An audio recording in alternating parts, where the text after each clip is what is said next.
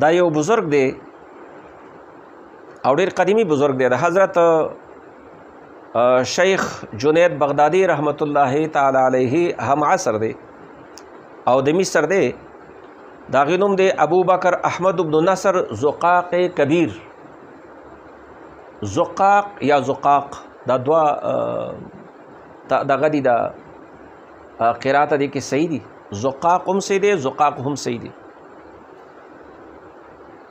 دا فرمایي وای څوک چې په خپل د فقر په حالت کې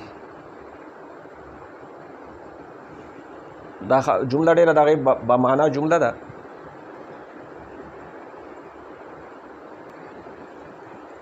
نو حضرت زقاق رحمت الله تعالی علیه فرمایي و چې کم کس په خپل فقر کې تقوا اختیار نکي او دا چې کم خوراک کوي دا حرام کوي، دا خوراک ده حرام خوراک دی.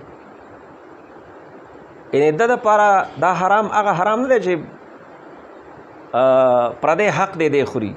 حرام مطلب دا دی چې د لپاره دا خوړل منع دي. فقیرۍ په حالت کې خو تقوا اختیار کا کنه د الله بنده کتا باندې ازمایش راغې، سخت در باندې رااله، بیماری در باندې رااله، مالی تنګي در باندې رااله، یو مصیبت کې مبتلا شوي، نو په دې کمخ کې د خدای نه یادو نو په دې وخت کې خو یاد کا. نو دا فرمایي چې کله یو کس په خپل فقیرۍ کې تقوا اختیار نکي نو دا چې خوراک کوي نو دا حرام خوراک کوي. او بیا یو خپل واقعیا بیانوي. حضرت عبدالله ابن عبدالعزیز، حضرت عبدالله ابن عبدالعزیز رحمت الله تعالی علیه هغه وی ما د حضرت زقاق رحمت الله تعالی علیه نه واورید. هغه چې زه میدان تیه چاته چې بنی اسرائیل پاتې شوي وایي زه په هغې کې 15 ورځې ګرځېدم. څوک چې هلته لاړ شي نو د هغه ځي یو خاصه دا ده، یو خصوصیت پکې دا ده چې بنده نه لار ورکېږي، مزل به کوي خو خپل منزل ته نه رسي. نو 15 ورځې په هغه ځینو کې زه ګرځېدم. بیا راته اچانک یو فوجي میلاو شو. زه ډېر زیات تږی شوی وم نو اوبې را باندې وڅښلې. هغه فوجي چې ما باندې اوبه وڅښلې دغه فوجي د اوبو د څښلو د وجې نه زما په زړه کې 13 کاله سختي پراته وه.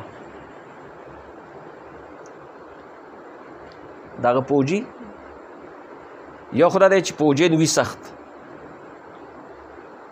هغې ته چې اډر کوي دا سړی وله نو هغې به نه ګوري چې دا جایز دی که ناجایز دی، حلال دی که حرام دی. نو هغې چې کم جګر وي نو سخت وي. بس د یو سخت انسان سمې واسطه راله. او دویم دا چې ما له کمې اوبه راکړې نو هغه اوبه کې شک و، هغه اوبه حلالې خالص حلالې نه وي، شاید د چا نه زبردستۍ باندې اخیستې وي، په غصب باندې اخیستې وي. نو ما هغه فوجي لاله اوبه راکړې، هغه اوبه مې وڅښلې او د هغه اوبو د څښلو د وجې نه 13 کاله زما په زړه کې سختي پراته وه. 13 کاله زما زړه نه سختي نه وته. نو اوس چې موږ ګورو موږ خو په قدم قدم باندې که ګورو نو لیدل هم حرام دي، که اورو نو اورېدل حرام دي، که کومه لقمه خولې له وړو لقمه حرامه ده. نو که د هغه صرف هغه یو ځل اوبو څښلو باندې 13 کاله په زړه کې سختي وه او نه ترې واته، نو موږ چې د دې ګناهونو سره مومنان یو نو دا هم ګورئ د حضور صلی الله علیه وسلم برکت دی.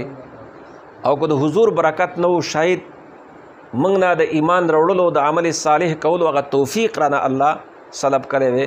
الله رب العالمین دی زمونږ ستاسو نه راضي شي، راه راست باندې دی موږ له تلل نصیب کی، راه راست باندې دی الله زمونږ استقامت نصیب کی.